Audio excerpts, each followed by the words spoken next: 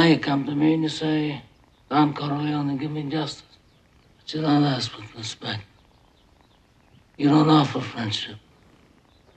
You don't even think to call me Godfather.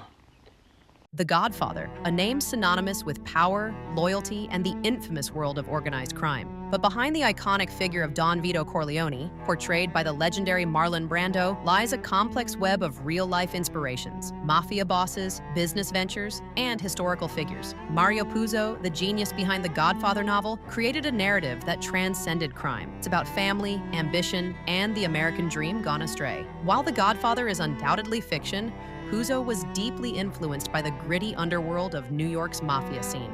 So, who were the real-life mobsters that inspired one of cinema's most compelling characters? Let's dive into the true foundation of The Godfather, the web of mafia families. New York's 5 families were the powerhouses of organized crime in America, controlling vast empires that ranged from bootlegging to gambling. These families served as the blueprint for Puzo's tale, and in many ways, the Corleones reflect them, their humble beginnings and relentless pursuit of power. But who were the men that ran these families, shaping the modern mafia as we know it? Carlo Gambino, quiet power of the original Don.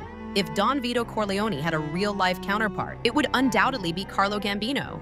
Gambino, like Vito, was an immigrant who rose through the ranks of New York's mafia underworld. By the 1960s, he was the head of the Gambino family, one of the 5 families, known for his quiet strength and aversion to unnecessary violence. Born in Palermo, Sicily, Gambino made his way to the U.S. in 1921, swiftly climbing the mafia ladder. He avoided lengthy prison sentences, serving only a brief stint for tax evasion. Much like Corleone, Gambino had 4 children, with his eldest son, Thomas, eventually following his father's footsteps within the Gambino family.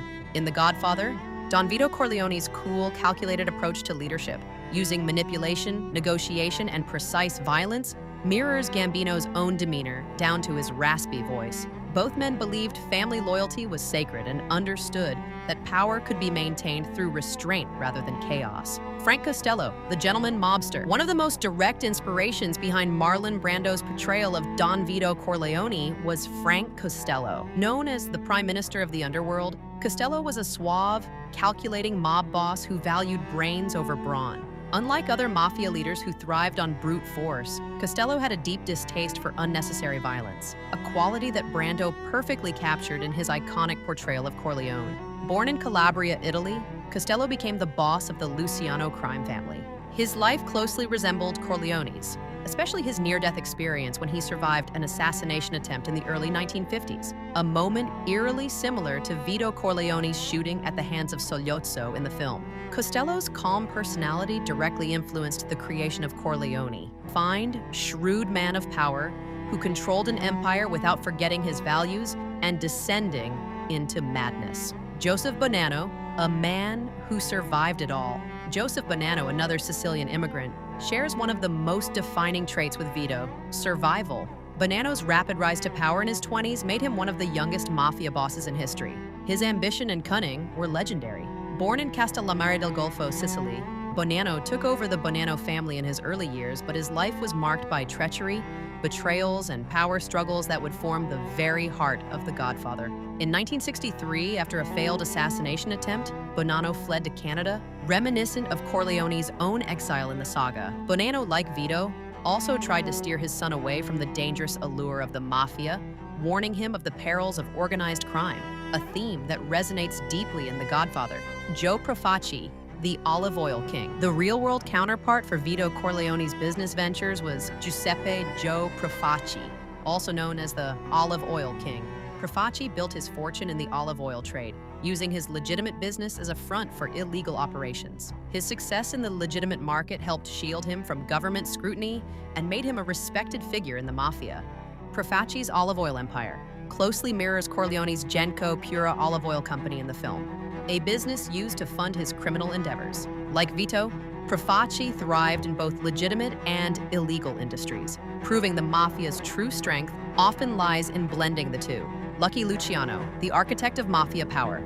Charles Lucky Luciano was a monumental figure in organized crime, helping create the National Crime Syndicate and shaping the structure of the modern American mafia.